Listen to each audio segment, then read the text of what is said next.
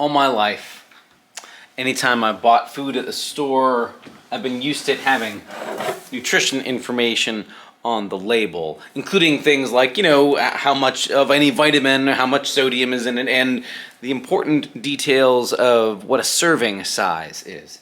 Now, at one level, the idea of a serving size is it helps keep our portions manageable so that, say, I'm not having a super giant bowl full of sugary cereal and thinking that's the healthy breakfast that the commercials advertise. No, in the right serving size, that's a healthy breakfast. But you eat the whole box all at one go, you're going to be very sick and you'll be out of box of cereal while there's still most of the week. So yeah, the serving sizes do something for telling us don't go beyond this amount to eat at any one time. It's good guidance. But church folks know serving sizes are also helpful when you're planning out the scale and scope of a big church dinner, whether it's a lunch after a funeral or a congregational meeting or soup suppers in Lent or whatever other reasons we gather and eat together. People who know their way around a kitchen, especially a big group kind of a kitchen, whether you work in a restaurant or church situations for food preparation. You use those kind of things to calculate how many people can get fed with, say, one giant can of green beans, or how much corn or how many mashed potatoes you'll need, and how many people will be fed by one big can. At some point, you come across the hard fixed numbers of the can says there's 24 servings in a can, and that's how many people you can get fed, green beans at least, out of one can. At some point, the numbers are just fixed and set. You can only feed so many people with so much food. Everybody knows there are those kind of limits, those kind of boundaries when we just say, sorry, there's not enough. Even the most creative of church kitchen cooks can't get 100 people fed from one can of green beans. Which is why it's such a wonder that the storytelling says Jesus one day feeds a crowd of 5,000 people. At least 5,000 men were the ones they had counted, not counting women and children, with 5 crumbly little barley loaves and 2 little salted fish. It is clearly not enough. The serving size is that's one person's lunch. The way the storytelling goes, as John tells it, there's a little kid who has brought his lunch. He's willing to share what he's brought. And he's got picture little breadsticks. He's got his Lunchable size lunch. And the disciples of Jesus go, this isn't enough.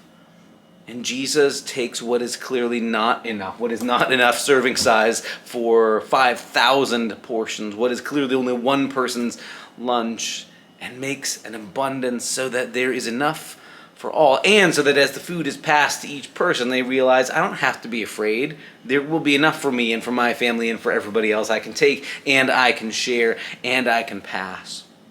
It means a change of perspective, though.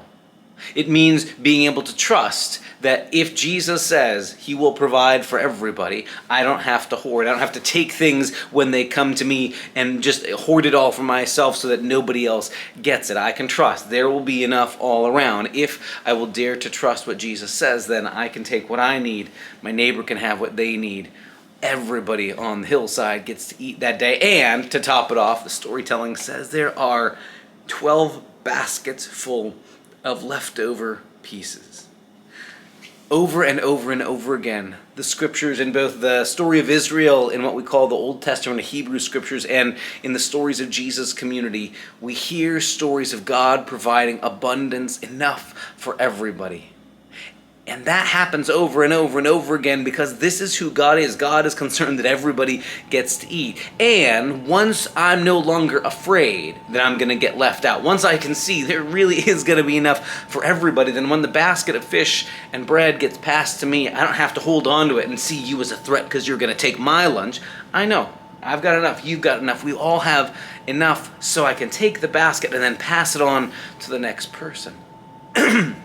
The challenge for us when we hear a story like this is to take it seriously in the ways we live as well. We live in a time of utter abundance in a country, and a moment in history of utter abundance where our refrigerators are overflowing with food, and we sometimes have to throw out the food we didn't get around to eating this week because we didn't want to have those leftovers. We live in a time when we have so much excess in our pantries that we have expired food in the pantries to give to the local food bank sometimes. Let's be honest, that's what folks do sometimes. We live in a time where we are awash in so many choices of chain restaurants and drive-thrus. It's embarrassing how many options we have around us. And yet so often we still fear there's not going to be enough, and I need to hoard and cling and hold on to what I've got to make sure I've got enough for me, rather than saying my needs are met, I can share with the people around me. If we dare to believe that Jesus really can bring abundance where there was previously not enough, not enough for even one person's serving size, if we can truly believe that this is who Jesus is, this is how things happen when Jesus is present, what was inadequate becomes abundant.